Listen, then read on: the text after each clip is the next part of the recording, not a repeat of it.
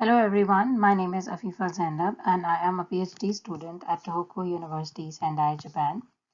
I am currently working in the System Bioinformatics lab under the supervision of Professor Kinoshita. Today, the title of my talk is SNP and Gene Prioritization using Summary Statistics Data of Lung Function Genome-Wide Association Study from different populations. This is cross-population GWAS study, post-GWAS study.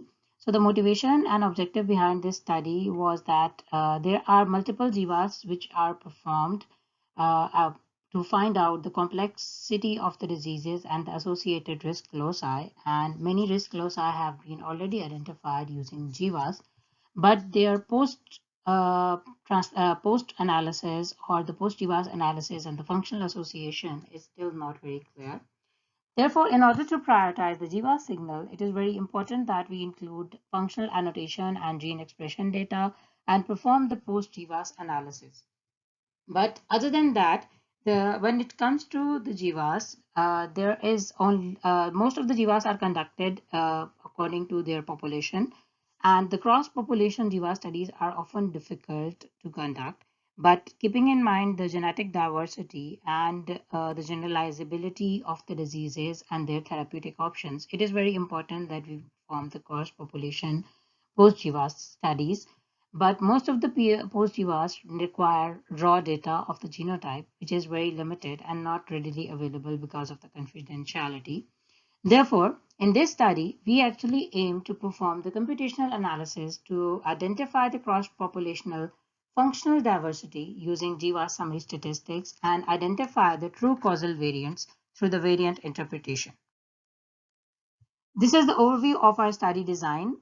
We are performing this study using two different GWAS datasets from different populations. One will be the European population, and the other one will be the Japanese population. After which, we plan to perform the post-GWAS SNP analysis by including the SNP annotation data and prioritizing gene through different mapping techniques. After getting the prioritized gene list from both of the GWAS, we plan to have the comparative analysis, which actually lead to give us the common gene list from both of the GWAS, which will be further identified for the pathway enrichment analysis, and it ultimately will lead to the identification of the novel genes which are not previously reported and are actually functionally relevant to the phenotype.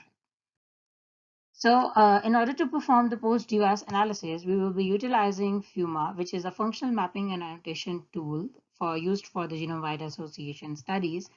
In this tool, we actually use GWAS summary statistics data, and we identify the independent significant SNPs, genomic risk loci, and it also have various options of including the EQTL, chromatin interaction, and positional mapping, after which we actually get a list of prioritized gene list. Other than that, there is also a magma gene analysis which is being performed using FUMA, in which it actually maps the input SNPs to the reference genome of specific population. So after getting the result of the prioritized gene list from this analysis, we can actually perform the gene to function analysis by including the expression data of specific tissues, differential expression of the genes, and the pathways enriched by those genes. So I will be describing a little bit about the study and the usage of the data sets.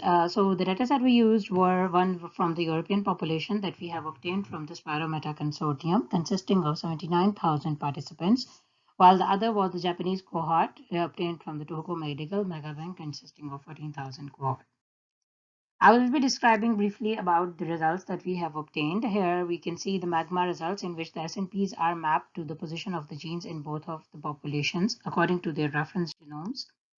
And furthermore, we have performed the SNP and gene prioritization using different mapping mechanisms, including positional mapping and deleterious coding SNPs threshold, and also EQTL mapping of the lung, because the GWAS was used from the lung tissue, lung function. So we have obtained some results for which you can also look in the poster for details.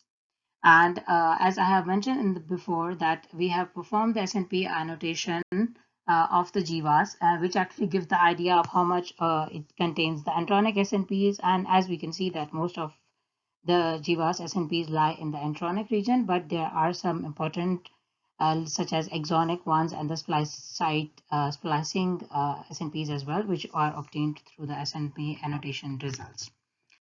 So this is a kind of a summary of the results for now, which we have obtained that in both of the population cohorts. For example, in the Japanese cohort, there are 3 risk loci, but in the European one, there are 21 risk loci.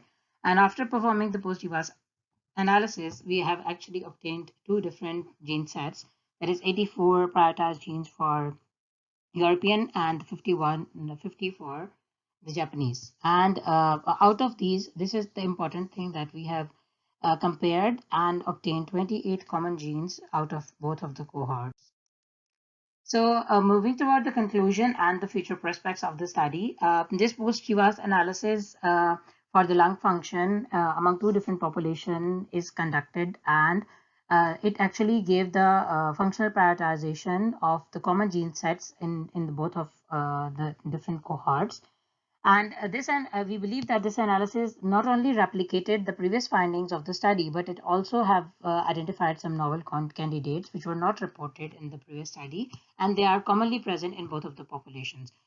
For example, DDH2, which I have mentioned in the poster as well. For you can see it for details. Furthermore, we think that this kind of a study is very important in understanding the mechanisms of the disease, considering the ethnic diversity and cross-population genetic diversity. And we further aim to include the meta-analysis as well. And in the future, if the sequencing data or other data will be included, it will further validate the study. So that's all about today's presentation. If you have any questions regarding my research, you can ask. Thank you so much.